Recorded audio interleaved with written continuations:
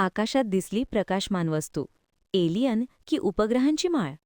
रत्नागिरी जिल्ह्यातील अनेक भागांमध्ये रात्रीच्या सुमारास आकाशात एकामागोमाग एक अशा सुमारे 20 ते 25 प्रकाशमान वस्तू पुढे सरकताना दिसल्याने नागरिकांमध्ये उत्सुकता आणि चर्चा रंगली.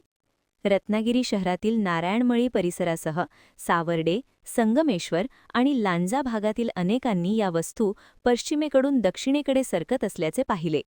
काही नागरिकांनी हा प्रकार मोबाईल कॅमेऱ्यात कैद केला असून संबंधित व्हिडिओ सोशल मीडियावर व्हायरल झाले आहेत.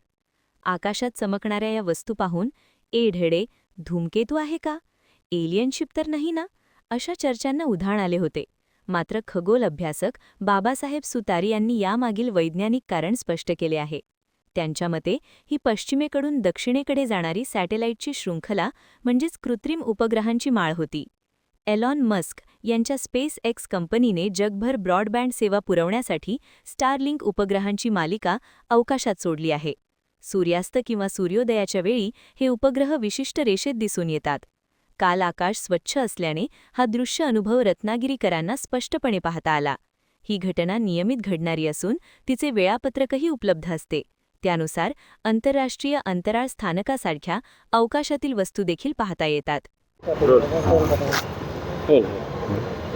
काल सायंकाळी सूर्यास्ताच्या सुमारास बऱ्याच मंडळींनी आकाशाकडे नजर लावली असता त्यांना एक चकचकीत रेषा आकाशात जाताना दिसली. म्हणजे साधारण पश्चिमेकडून दक्षिणेकडे ही अर्थात सॅटेलाईट्सची शृंखला होती किंवा एक माळ म्हणूया, कृत्रिम उपग्रहांची माळ.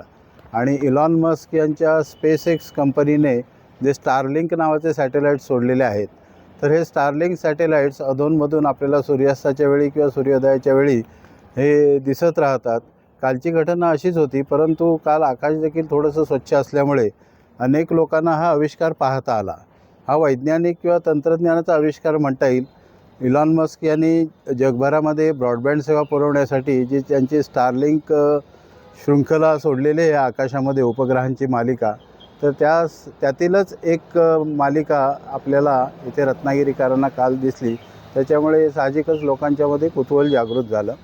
ही नेहमीच घडणारी घटना आहे. तिचं वेळापत्रक देखील आपल्याला उपलब्ध असतं. त्यानुसार आपल्याला हे स्टारलिंक किंवा international space station, Hubble space station हे पाहता येतात. परंतु त्यानिमित्ताने लोकांच्यामध्ये थोडीशी वैज्ञानिक जागृती आणि कुतूहल निर्माण होतं, एवढंच.